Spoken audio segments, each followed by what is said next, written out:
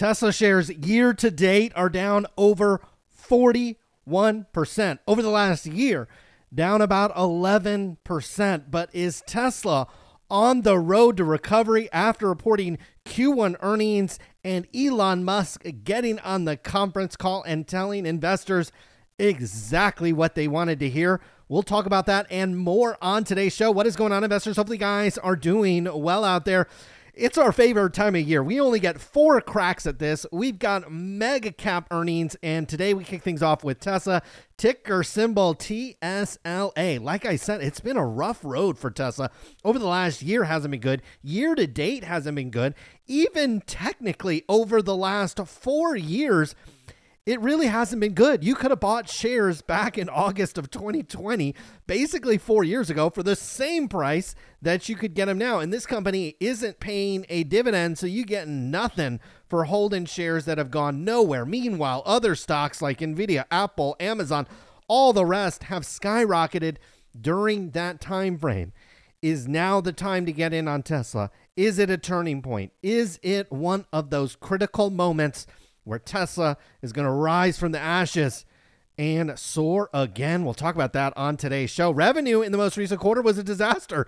$21.31 billion, but we all knew this. This company reports their delivery numbers. They had an arson fire. They're retooling their Model 3 and kind of redesigning it. In fact, I was on a road trip. I saw one. Looks pretty nice. They're still ramping up Cybertruck. Revenue down 8.5%. I tell you what, when you got a stock that's trading at a 52 forward multiple, it's probably even higher than that when you factor in earnings for the rest of the year. Probably going to be under pressure. You have declining revenues and a big multiple. This company better turn it around really quickly. They missed expectations by about $950 million. Wall Street was expecting 22.2. Again, Tesla coming in at 21.3. For the upcoming quarters, these things are constantly being revised, but most analysts expecting relatively flat revenue for the upcoming quarter. That would be Q2, about 3 months from now. $25.2 billion. That would be just 1% growth. Now, what Tesla has priced in, or most analysts have priced in, is for a reacceleration back to kind of mid-teens growth, 26, 28, close to $30 billion of revenue for Q3, Q4. You start looking into next year back up into 20% growth. Certainly if we have a reduction in interest rates, instead of paying 6, 7, 9, whatever it is to get a car. I haven't bought a car in a little while, but I can imagine you try to go out and get one of these Tesla on a finance, it's going to be expensive. That's why they're offering super low dollar leases. I was on Tesla's website. My brother was thinking about trading in his old one. You can get a Tesla right now for like $300 a month on a lease. Now the company's got this beautiful Cybertruck, and it said it's now generating roughly $100 million in revenue every single week from Cybertruck production. I'm just waiting for my call, Elon. I'm on the hook for one of those babies.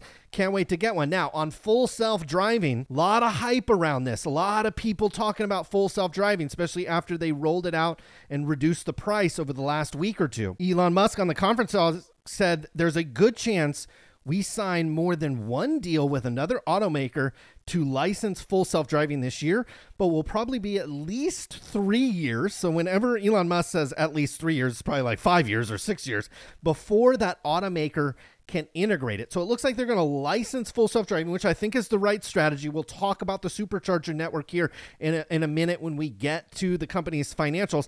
I think this is the right strategy. It'll be interesting to see what automaker steps up to the plate here to license full self-driving. We'll see the type of reaction that automaker gets. If it's positive, you probably have others come on board as well. As it relates to the Optimus robot, which I have a photo of here in a second, Elon says we expect Optimus to start doing useful tasks in the factory by the end of this year. So he's talking about the Tesla factories are going to have these autonomous robots doing useful things. My guess is moving things around, maybe even more important than that. I think just getting them to move things around would be a big step.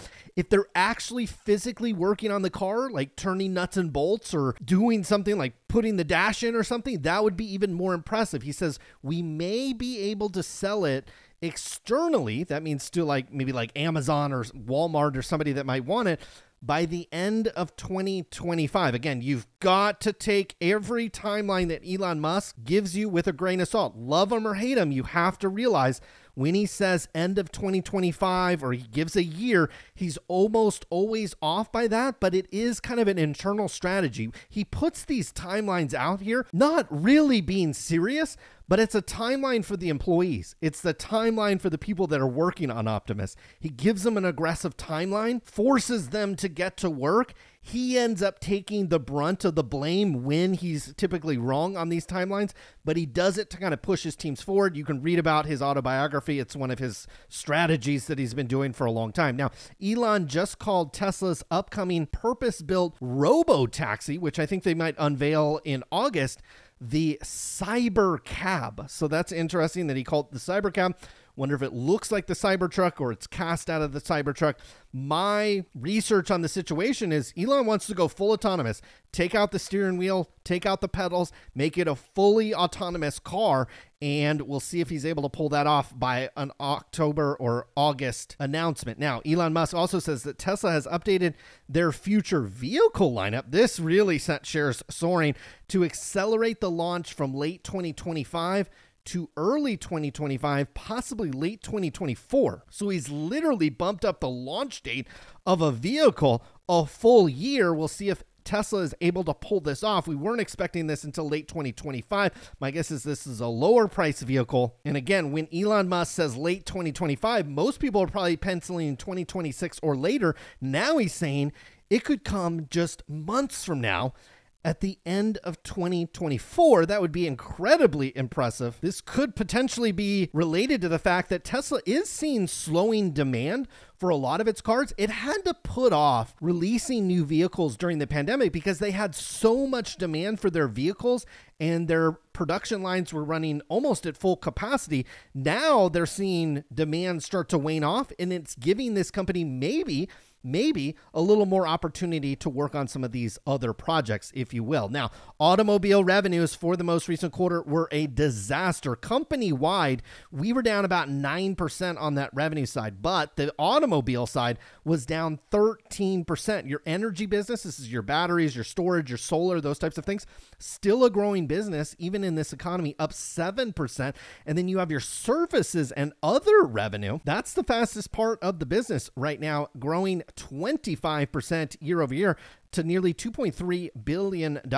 So you factor in the growth in the energy and the other businesses and services and parts and those types of things, your total revenues decreased and I say just, this is a big decrease, from 23 last year down to 21, even sequentially quarter over quarter. You went from 25 all the way down to 21. There's a lot of people that are going to not believe that Tesla is going to be able to turn this around anytime soon, given interest rates, given the economy, given the weakening demand that we're also seeing in the EV space. 37% growth on those operating expenses. So your income from operations is going to be a disaster. We'll see that your operating cash flows got completely blown up at this company.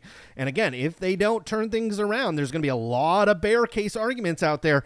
They're thinking Tesla's not going to be able to turn this one around. And if they don't, shares are still overvalued, believe it or not. Your Model 3 and Model Y production, those are the two most popular vehicles. That was down 2% year over year. On the delivery side, you were down 10%. We'll see it when we get to the balance sheet. Tesla is seeing their inventory start to increase. They've got to entice people to come and get these cars. That's why if you get on Tesla's website, you look at the lease rates, you look at the purchase price, and it's really not very expensive, to be honest with you. Other models up 8%. Some of this could be due to Cybertruck, could be price increases on those high-end models. Also, somebody buying a Model S, Cybertruck, Model X, little less price sensitive, little less sensitive to interest rates as well. Those buyers still showing up, which is interesting. You also had those deliveries up 59%. Again, I would guess there's a fair amount of Cybertruck in there, although we see sequentially quarter over quarter, a little drop there from 23 down to 17. Now, the key for this company is a couple of different things. We'll talk about the robot here in a second, but I think this storage deployed, this solar business, the energy business, the battery business is a very important business. You also have the supercharger stations. I think this is the moat in this company. When you point to Tesla and you say, what is the business model inside of Tesla that has the biggest moat, it is the supercharger stations. And just take it from me. I have 2 Teslas. I just drove all the way to Las Vegas and back. If it wasn't for the supercharger stations, if I was on a Rivian or if I was in a Mercedes electric vehicle or one of these other ones, it would have been a night. I wouldn't have driven. I would have taken a plane. But Tesla supercharger stations are so ubiquitous, particularly out here on the West Coast, other parts of the world as well. It makes it a pleasant, almost an enjoyable experience to drive all of that way. And if they can continue growing at this rate, they'll just continue to increase that. Now, this is a new graphic by Tesla. They're calling it the Tesla ecosystem. They've got the robot up top. They've got ride hail, which we'll see a little closer view of. In the middle is charging, and I like that. Again, Tesla's competitive advantage. It's not the cars. Mercedes, Ford, Rivian, Lucid, they all make great cars, but none of them can compete on the charging side, the solar, the energy storage. I think that's a huge advantage. We'll see if full self-driving ends up in that camp. I think right now it's too early to tell. Here's the supercharger network. This was a very interesting photo. Inside of Tesla's financials, they're showing you a GMC. It looks like a Ford, a Rivian, and then they have the Cybertruck all parked there. I think it was a good move by Tesla opening up the supercharger network. Shorter term, it's not going to mean much because the rest of these car brands aren't really pushing a lot of units to the EVs. But we start looking 10 years, 15 years, 20 years down the line. If Tesla is the premier place to charge an electric vehicle, we're talking about a business like right now, Tesla is worth $450 billion. Just the charging business, if you go forward and you look at what states like California are doing, they're basically outlawing the opportunity to buy a gasoline car in I think it's 4 or 5 years from now. Yes, the oil companies, yes, other people are going to jump in on that supercharger network, but Tesla's got such a large lead. They could potentially dominate there as well. Now, they gave you a preview of the ride-hailing app. It's not hard to build these apps. It's not hard to show some screenshots. It's much harder to pull this off in real life. We'll see if Tesla is able to do that. How much this incrementally adds to the value of Tesla also depends on a lot of scenarios. Now, revenue is coming in at $16.5 billion. That was on the automobile side. All in, $21.3 billion. Here's your energy business, $1.6 billion. Call that $1.64 billion on the revenue side. It was $1.4 the previous quarter. It was $1.5 a year ago. Here's your energy and storage costs. So just $1.2 billion. You're printing $400 million consistently to the bottom line on that energy and storage. It's just a consistent $400 million, and it's continuing to expand on that top line. This time next year, we're probably looking at $600 million just in quarterly operating profits. That's very, very steady. Gross profit, when you include the vehicles, absolutely shriveled up, down to $3.7 billion. It was $4.4 billion a quarter ago. It was $4.5 billion a year ago. So the lowest print that we've seen here. Your income from operations also completely shriveled up, although you got to hand it to Tesla. You got to hand it to Elon Musk as well. He's one of the best operators. This doesn't include any of the cost cuts that they just implemented. I think they laid off maybe 10% of those people. God bless those people. Hope they find another job. But you'll probably see that a little bit in Q2, more or less Q3, Q4. The reduction in headcount should keep these operating expenses more or less flat. We see pretty flat on the R&D side. Selling, general, administrative also relatively flat. Total operating expenses just up fractionally. Again, I'm looking quarter over quarter, year over year. They're up, but you'd expect that. But your income from operations down all the way to $1.1 billion. That's the lowest that we've seen. Last year was 2.7. Last quarter, it was over 2. And again, this is in the context of a $450 billion company. In fact, it's probably a little higher than that since that valuation doesn't include the after hours pop that the shares are seeing. Again, just $1.2 billion in operating income. There's, again, the bears are going to show up again tomorrow with Tesla and say, we don't believe Elon Musk with this robo-taxi stuff. We don't believe him with the robot. We don't believe any of this. And this is a company that's still wildly overvalued from a revenue profit perspective. That is still true, but if you do believe Elon Musk going forward, there's obviously a lot to like. Now, the balance sheet probably doesn't get enough credit over at Tesla. You've got plenty of cash. I mean, $26 billion in cash. It is down a little bit, as we'll see. Free cash flow did disintegrate in the most recent quarter, but the cost cuts should help mitigate that as you get into Q3, Q4 later this year. But again, total liabilities at this company is just $44 billion. Company's sitting on $16 billion in inventory. That's well elevated over the December quarter and over last year. So they're sitting on a lot of inventory. They're going to have to figure out a way to get through these cars. They probably have a lot of prepaid expenses as well for parts and materials that they had to pre-order. And so they're going to have to continue to move this out. But again, balanced off $44 billion of total liabilities, and some things in that liability side is actually deferred revenue, customer deposits, those types of things. So from a balance sheet perspective, there's nothing to be overly concerned with as long as they can turn things around relatively quickly. And to give you a time frame on that, by Q1, Q2 of next year, this company could have really poor results for the next 3 or 4 quarters and things will be okay. But you notice if it goes on much longer than that, things can disintegrate relatively quickly because the Q1 operating cash flows were basically nothing. $242 million, where they were well over $2, $3, even $4 billion in previous quarters. They're spending $2.5, $2.3, $2 billion. Let's just call it $2 billion plus a quarter on capital expenditures. So when you have a quarter where you only generate operating cash flows of $242 million and you blow $2.8 billion on property, plant, and equipment, that's a problem. On the investment side, they burned through $5 billion. Now, the company doesn't do a lot on the financing side, but your net decrease on cash in the most recent quarter was $4.7 billion. That's why we say Tesla's got about a year to figure things out. If demand remains weak, interest rates high, whatever, they got $26 billion in cash. That'll last a little while. But, you know, after 4 or 5 quarters, you're going to have to be in some kind of either drastically cost-cutting mode, or you're going to have to put investments on hold, which I don't think is a good idea, or you're going to have to raise money. You're going to have to go to the debt markets, or you're going to have to go to the equity markets and raise some money. They still have 3 quarters, I think, until they're approach that point. But at some point, they do have to deal with it. Now, from a technical perspective, there's going to be people jumping up and down. The Tesla bulls are going to be jumping up and down because it's really one of the first green days that you've seen in a long time in Tesla. Looks like shares in the after hours up 11%. You never know how these things follow through. Again, the bears are going to be writing their articles and they're going to have their arguments coming tomorrow and the next couple of days. The analysts that don't like this company, the people that are attacking this company, they're going to come out and attack it. And really, this is the technical pattern we're in with Tesla. This is a lower high, lower lows. We're just simply back testing to the bottom of the trend. Unless you really decisively get back into this downward trend, you are still in it.